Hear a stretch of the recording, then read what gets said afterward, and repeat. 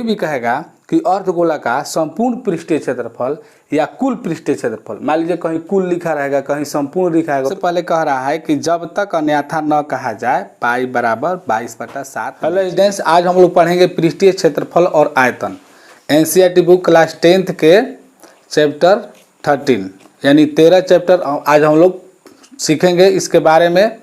और इसमें शंकु, गोला और बेलन, घन, घनाभ के बारे में आज आप लोगों को इंट्रोडक्शन बता देते हैं। इसके बाद कुछ क्वेश्चन भी बताऊंगा, वेरी इंपॉर्टेंट। तो चलिए वीडियो को लास्ट तक बने रहिएगा ताकि कोई भी चीज़ जो है छूटे नहीं, बहुत ही इंपॉर्टेंट वीडियो है। तो चलिए वीडियो को शुरू करते हैं। सबसे पहले हम लोग घन और घनाभ के बारे में जानते हैं। देखिए एक नंबर पर मान लीजिए घन है। घन में क्या होता है, आपका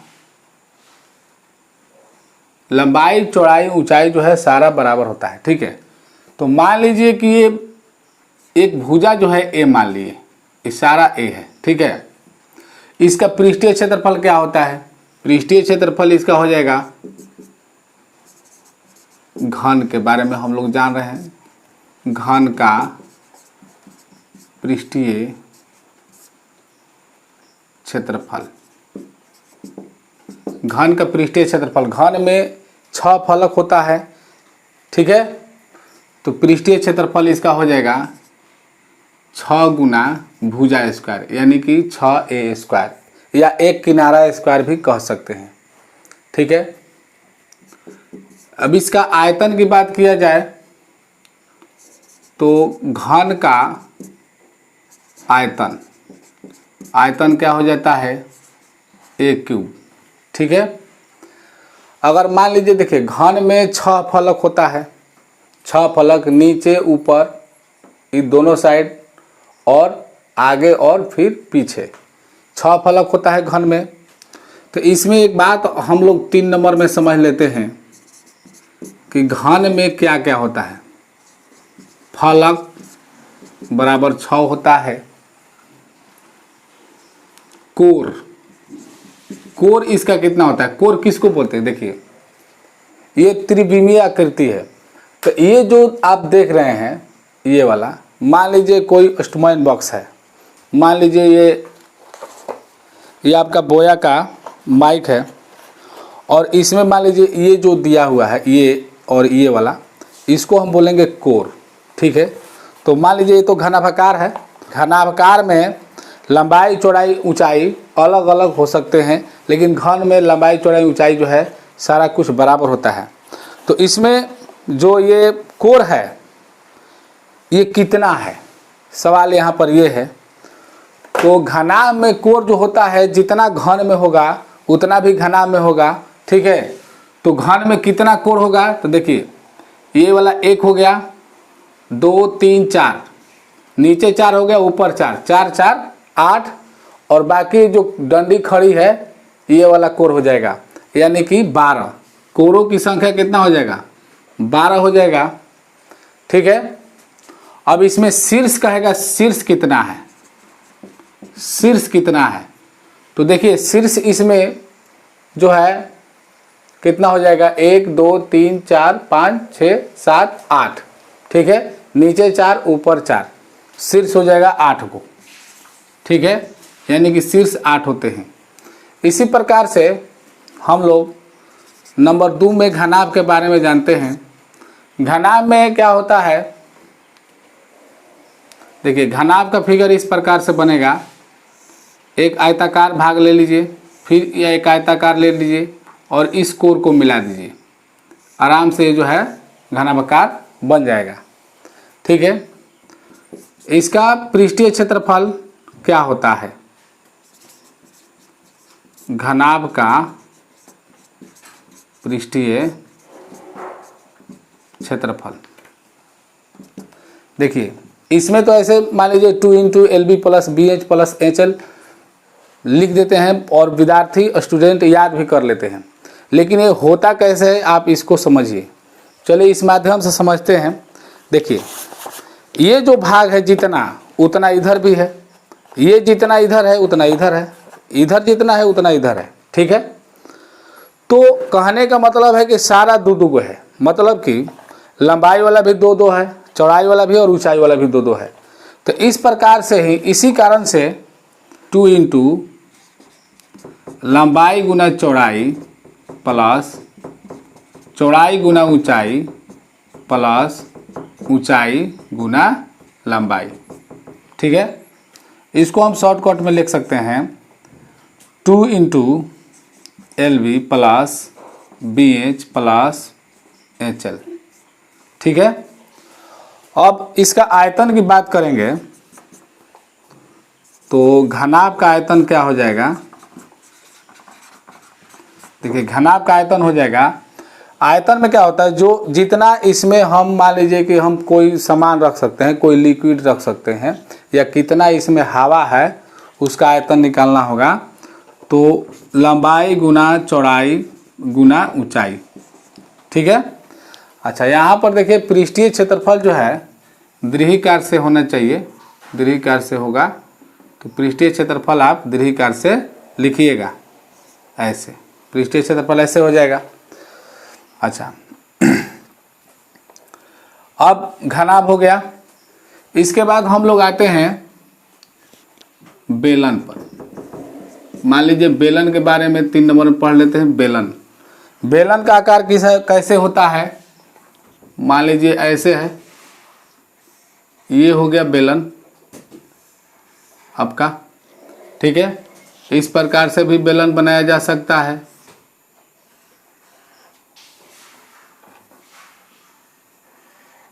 ये भी बेलन हो गया, ठीक है।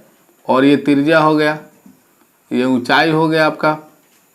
इस प्रकार से इसका भी ऊंचाई ऐसे निकाल सकते हैं, ठीक है। ये बेलन हो गया। बेलन यानी सिलेंडर। बेलन को मान लीजिए बेलन का वक्र पृष्ठीय क्षेत्रफल ज्ञात करना है। मान लीजिए ये जो मार्कर है एक तरह से बेलनाकार है, तो इसका जो वक्र पृष्ठीय क्षेत्रफल है, ये चारों ओर का जो भाग है, इसका कैसे निकालेंगे। तो देखिए इसको याद करने का ट्रिक बहुत ही आसान है, बहुत ही सिंपल है। क्या है, देखिए क्षेत्रफल क्या होगा, देखिए यहाँ पर देखिए ये जो गोलाकार है एक तरह से वृत्त की परिधि हो गया। तो वृत्त की परिधि क्या होता है 2πr, और बेलन में क्या होता है एक ऊंचाई होता है। तो अगर आपको वृत्त की परिधि और क्षेत्रफल याद है तो आप आराम से बेलन का पृष्ठीय क्षेत्रफल और आयतन निकाल सकते हैं। तो देखिए वृत्त की परिधि होता है 2πr होता है, और इसमें बेलन में एच है, तो इसीलिए यहाँ पर 2πrh हो जाएगा, ठीक है। और ये r है, तो 2πrh इसका पृष्ठीय क्षेत्रफल, वक्र पृष्ठीय क्षेत्रफल होता है। ये चारों ओर का जो माप है इसका क्षेत्रफल होता है। मान लीजिए कि बेलन का कुल पृष्ठीय क्षेत्रफल निकालना होगा, बेलन का कुल पृष्ठीय क्षेत्रफल, कुल पृष्ठीय क्षेत्रफल। तो कुल पृष्ठीय क्षेत्रफल क्या हो जाएगा, एक तो वक्र पृष्ठीय क्षेत्रफल होगा 2πrh प्लस, अब दोनों साइड में वृत्ताकार भाग है, ये भी वृत्ताकार है और इधर भी वृत्ताकार है, ठीक है, आप देख सकते हैं। तो वृत्ताकार भाग के लिए क्या करेंगे हम, तो वृत्त का क्षेत्रफल निकाल लेते हैं। तो वृत्त का क्षेत्रफल क्या होता है πr², या दोनों साइड में है तो हो जाएगा 2πr², 2πr² हो जाएगा, ठीक है। इसको हम लिख सकते हैं 2πr into h plus r। तो बेलन का कुल पृष्ठीय क्षेत्रफल हम डायरेक्ट इसको लिख सकते हैं 2πr into h plus r या r प्लस h, कुछ कोई भी आगे पीछे लिख सकते हैं, कोई दिक्कत नहीं है। तो ये हो गया बेलन का कुल पृष्ठीय क्षेत्रफल। अब बात करते हैं बेलन के आयतन के बारे में। तो बेलन का आयतन क्या हो जाएगा, अच्छा मान लीजिए कि बेलन में एक ढक्कन मान लीजिए खुला है और एक ही ढक्कन है, मान लीजिए गिलास है और बेलनाकार गिलास है, और इसका वक्र पृष्ठीय क्षेत्रफल निकालना है या कुल पृष्ठीय क्षेत्रफल निकालना है। तो गिलास का कुल पृष्ठीय क्षेत्रफल निकालना है तो क्या करेंगे 2πrh प्लस πr², क्योंकि इसमें 2πr² नहीं करेंगे, क्यों, क्योंकि एक साइड से गिलास जो है खुला है, ठीक है। तो इस प्रकार से आप समझ सकते हैं मैं क्या कह रहा हूँ। अच्छा बेलन का आयतन क्या हो जाएगा, बेलन का आयतन, वृत्त का क्षेत्रफल क्या होता है, पाई आर स्क्वायर। तो आप पाई आर स्क्वायर लिख दीजिए, पाई आर स्क्वायर। और बेलन में ऊंचाई भी होता है, इसलिए इसमें एच डाल दीजिए, तो हो जाएगा पाई आर स्क्वायर एच। ये हो गया आपका बेलन का आयतन। बहुत ही सिंपल रूप से आपको मैं याद करवा दूंगा। अच्छा, अब बात करते हैं शंकु का। तो इतना नोट कर लीजिए, शंकु के बारे में आगे हम देखते हैं। चलिए देखिए, यहाँ पर नंबर 4 में शंकु के बारे में जान लेते हैं, कोण। तो देखिए शंकु किस प्रकार से होता है, इस प्रकार से शंकु आपका होता है।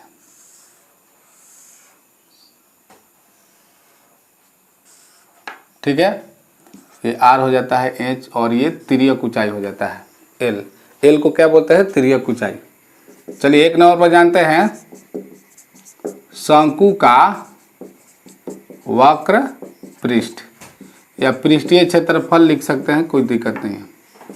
शंकु का वक्र पृष्ठ क्या होगा, देखिए शंकु का वक्र पृष्ठ होता है आपको पाई आर एल। मान लीजिए कि एल आपको पता नहीं है, एल को क्या बोलते हैं, तिर्यक ऊंचाई बोलते हैं। आप तिर्यक ऊंचाई इसको समझ लीजिए, एच हो गया ऊंचाई, आर हो गया त्रिज्या। ठीक है, एल पता नहीं है, तो एल निकालने के लिए आपको यहाँ पर समकोण त्रिभुज पाइथागोरस प्रमेय का यूज करेंगे। यहाँ पर देखिए समकोण त्रिभुज जैसा दिखाई दे रहा है, तो एल बराबर क्या हो जाएगा, एल बराबर मान लीजिए एल जो है सबसे लंबी भुजा है समकोण त्रिभुज में, कर्ण होती है। ठीक है, तो h square plus r square, root under h square plus r square. आप इसको निकाल कर ही आगे बढ़ सकते हैं। ठीक है, अब इसका कुल पृष्ठीय क्षेत्रफल के बारे में बात करेंगे। कुल पृष्ठीय क्षेत्रफल बराबर क्या हो जाएगा, कुल पृष्ठीय क्षेत्रफल हो जाएगा पाई आर एल, वक्र हो गया, और एक हो गया आपका पाई आर स्क्वायर, क्योंकि नीचे जो है वृत्ताकार ही होता है। ठीक है, तो नीचे वृत्ताकार होता है तो पाई आर स्क्वायर हो जाएगा। इसको हम लिख सकते हैं pi r into l plus r. ठीक, चलिए आगे बढ़ते हैं। इसके बाद मान लीजिए शंकु के आयतन के बारे में अगर हम बात करते हैं, शंकु का आयतन, शंकु का आयतन बराबर क्या हो जाएगा, देखिए शंकु का आयतन क्या हो जाएगा, शंकु जो है एक तरह से मान लीजिए ये शंकु हो गया। ठीक है, एक तरह से आपको 3 भाग दिखाई दे रहा है। एक भाग में जैसे मान लीजिए पाई आर स्क्वायर एच होता है, किसका, बेलन का पाई आर स्क्वायर एच होता है, और ये 3 भाग है, तो 3 भाग है तो 3 से भाग कर देंगे, तो क्या हो जाएगा 1/3 पाई आर स्क्वायर एच। ठीक है, 1/3 पाई आर स्क्वायर एच आराम से आप याद कर सकते हैं। बेलन के आयतन से 3 भाग कर देना है, बेलन का आयतन बाटा 3 कर सकते हैं, कोई दिक्कत नहीं है। चलिए आगे बढ़ते हैं, गोला के बारे में पढ़ते हैं। देखिए 5 नंबर में गोला, गोला गेंद जैसा हो गया। तो गोला का फुल पृष्ठीय क्षेत्रफल, कुल पृष्ठीय क्षेत्रफल क्या होगा, अगर हम बात करें गोला का कुल पृष्ठीय क्षेत्रफल, देखिए गोला का कुल पृष्ठीय क्षेत्रफल हो जाएगा 4 पाई आर स्क्वायर। ये 4 वृत्त के बराबर होता है गोला, एक गोला 4 वृत्त के बराबर होता है, इसलिए होता है 4 पाई आर स्क्वायर। अब अर्ध गोला बात किया जाए, अच्छा एक और बात यहाँ पर बताना चाहते हैं कि अगर गोला का पृष्ठीय क्षेत्रफल कहेगा तो आपको 4 पाई आर स्क्वायर ही लिखना है, गोला का वक्र पृष्ठीय क्षेत्रफल कहेगा तो आपको 4 पाई आर स्क्वायर ही लिखना है। इस चीज़ को आप अलग अलग ढंग से लिख सकते हैं, सबका 4 पाई आर स्क्वायर, क्योंकि गोला जो है एकदम बिल्कुल गोल होता है गेंद जैसा, तो उसका पृष्ठीय क्षेत्रफल कुल कहे, वक्र कहे या ना कहे, केवल पृष्ठीय क्षेत्रफल कहे, तो आपको 4 पाई आर स्क्वायर ही लिखना है। ठीक है, अगर मान लीजिए कि अर्धगोला दे दिया, अर्धगोला, अर्धगोला कैसे रहता है, ये मान लीजिए ये गोला हो गया अर्धगोला, इस प्रकार से आपका ये अर्धगोला हो गया, इससे यहाँ से ऐसे बन जाएगा ऐसे। ठीक है, या मान लीजिए कि आपका पूरा गोला हो गया, बीचे बीचे फाड़ दीजिए, हो गया अर्धगोला। ठीक है, तो इस प्रकार से होता है। अब आपको लग रहा होगा कि हाँ अर्धगोला है। ठीक है, ये त्रिज्या हो गया। तो अर्धगोला का अगर पृष्ठीय क्षेत्रफल कहा जाए 4πr² है तो हो जाएगा 2πr²। अब यहाँ पर अर्धगोला का कुल पृष्ठीय क्षेत्रफल कहेगा, अर्धगोला का कुल पृष्ठीय क्षेत्रफल, तो आपको क्या करना पड़ेगा, अर्धगोला का कुल कह देगा, कुल पृष्ठीय क्षेत्रफल। तो जब कुल पृष्ठीय क्षेत्रफल कहेगा तो आपका हो जाएगा 3πr²। 3 क्यों होगा, क्योंकि ये जो ऊपर वाला भाग है, ये जो काटा हुआ है वो भी तो वृत्ताकार है, और कुल कहेगा तो वो भी पृष्ठ है। तो इस प्रकार से उसका भी पृष्ठीय क्षेत्रफल निकाल सकते हैं। ठीक है, और बीच में खाली नहीं है, ये ठोस गोला है। ठीक है, तो 3πr² कभी भी कहेगा कि अर्धगोला का संपूर्ण पृष्ठीय क्षेत्रफल या कुल पृष्ठीय क्षेत्रफल, मान लीजिए कहीं कुल लिखा रहेगा कहीं संपूर्ण लिखा रहेगा तो उसे घबराने की जरूरत नहीं है। तो कुल पृष्ठीय क्षेत्रफल भी 3πr² हो जाएगा, संपूर्ण पृष्ठीय क्षेत्रफल कहेगा तो इतना ही आप लिख सकते हैं। ठीक है, तो गोला, शंकु, बेलन, घन, घनाभ के बारे में आप लोग जान गए। तो चलिए हम लोग प्रश्नावली की ओर बढ़ते हैं। तो पहले हम इसको मिटा देते हैं, इसको नोट कर लीजिएगा। तो चलिए देखिए फर्स्ट क्वेश्चन क्या कह रहा है 13.1 का। यहाँ पर देखिए सबसे पहले कह रहा है कि जब तक अन्यथा न कहा जाए पाई बराबर 22/7 लीजिए। अब अन्यथा का मतलब इस क्वेश्चन में जब दिया रहेगा पाई का मान 3.14 तभी लेंगे, अपना से नहीं लेंगे। ठीक है, तो देखिए पहला क्वेश्चन कह रहा है कि दो घनों जिनमें से प्रत्येक आयतन 64 सेंटीमीटर क्यूब है के संलग्न फलकों को मिलाकर एक ठोस बनाया जाता है। एक ठोस बनाया जाता है, उसके संलग्न फलक को मिला दिया गया है। इससे प्राप्त घनाभ का पृष्ठीय क्षेत्रफल ज्ञात कीजिए। तो देखिए दो घन है, पहले से एक घन है, मान लीजिए एक घन है पहले से। ठीक है, और इसमें एक और मिला दिया गया है। ठीक है, इसमें एक और मिला दिया गया है घन। तो इस प्रकार से मिलेगा तो हो जाएगा। तो आप यहां से ऐसे कर सकते हैं, देखिए इस प्रकार से मिल गया, दो घन मिल गया है। तो इस प्रकार से यहां पर दिया है प्रत्येक का आयतन, यानी एक घन का आयतन दिया हुआ है। चूंकि a³ बराबर 64 ये दिया हुआ है, तो आप इसको निकाल सकते हैं। a इक्वल टू यहाँ पर 3 आ जाएगा। ठीक है, और यहाँ पर हो जाएगा 64। इस प्रकार से हम निकाल सकते हैं 4 गुना 4 गुना 4। देखिए 4 चौका 16, 16 चौका 64, यानी कि a बराबर हो जाएगा आपका 4 सेंटीमीटर, क्योंकि ये सेंटीमीटर क्यूब दिया हुआ है। ठीक है, यानी कि इसका एक किनारा जो है, घन का एक किनारा 4 सेंटीमीटर हो गया। तो ये जब 4 हो गया तो ये भी 4 हो गया, तो टोटल कितना हो गया, 8 हो गया। यानी कि यहाँ से लेकर यहाँ तक ये 8 हो गया, लेकिन इसका चौड़ाई जो है 4 है और ऊंचाई भी 4 है, यानी कि ये भी 4 है और ये भी 4 है। ठीक है, घनाभ जब बन गया तो हम यहाँ लिखेंगे, चूंकि दो घनों के संलग्न फलकों को मिलाकर एक घनाभ बनाया गया है, इसलिए घनाभ की लंबाई, यहाँ पर घनाभ की लंबाई बराबर क्या हो जाएगा, दो संलग्न मिला तो 4 + 4 बराबर 8 सेंटीमीटर। ठीक है, चौड़ाई यानी कि b कितना हो जाएगा 4 सेंटीमीटर ये आप देख सकते हैं। ऊंचाई यानी कि इंच कितना हो जाएगा 4 सेंटीमीटर। अब यहाँ पर लंबाई चौड़ाई ऊंचाई निकल गया, तो आप क्या करना है, घनाभ का पृष्ठीय क्षेत्रफल, घनाभ का पृष्ठीय क्षेत्रफल आराम से सूत्र से हम निकाल सकते हैं। इसलिए घनाभ का पृष्ठीय क्षेत्रफल बराबर 2 into LB plus BH plus HL।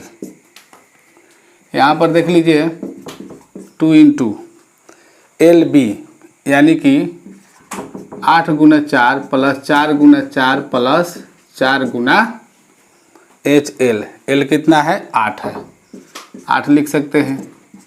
2 into 8 चौका 32 प्लस 4 चौका 16 प्लस 32। 2 इंटू इसको जोड़ दीजिए, 32 दूनी 64, 64 16 जोड़ेंगे तो कितना हो जाएगा 80 हो जाएगा, यानी कि 80। यहाँ पर गुना लिख सकते हैं, 8 दूनी 16 सेंटीमीटर स्क्वायर पृष्ठीय क्षेत्रफल आपका निकल गया। इस प्रकार से आप निकाल सकते हैं। ठीक है, तो चलिए नेक्स्ट क्वेश्चन देखते हैं। देखिए यहाँ पर दूसरा क्वेश्चन, कोई बर्तन एक खोखले अर्धगोले के आकार का है। देखिए अर्धगोले के आकार का है। दूसरा क्वेश्चन है, एक्सरसाइज कौन है 13.1। अर्धगोले के आकार का है जिसके ऊपर एक खोखला बेलन अध्यारोपित है। देखिए एक अर्धगोले के आकार का है, इसके ऊपर एक जो है खोखला अर्ध बेलन अध्यारोपित है। इस प्रकार से बना सकते हैं। फिर कह रहा है कि खोखला बेलन, हाँ, अर्धगोले का व्यास 14 cm है। अर्धगोले का व्यास 14 cm है, इसका जो व्यास है 14 सेंटीमीटर है। ठीक है, फिर कह रहा है इस बर्तन की कुल ऊंचाई 13 सेंटीमीटर है। टोटल ऊंचाई है 13 सेंटीमीटर पूरा यहाँ तक। ठीक है, 13 सेंटीमीटर है। तो यहाँ पर देखिए जब अर्धगोला का व्यास है 14 सेंटीमीटर तो इसका त्रिज्या कितना होगा 7 सेंटीमीटर होगा। तो 7 और 6 13, यानी कि बेलनाकार भाग का जो है जो ऊंचाई हो जाएगा बेलनाकार भाग का 6 सेंटीमीटर हो जाएगा। फिगर पर ही दिखा दीजिए। तो सबसे पहले हम लिखेंगे दिया है अर्धगोले का व्यास। ठीक है, कितना दिया है 14,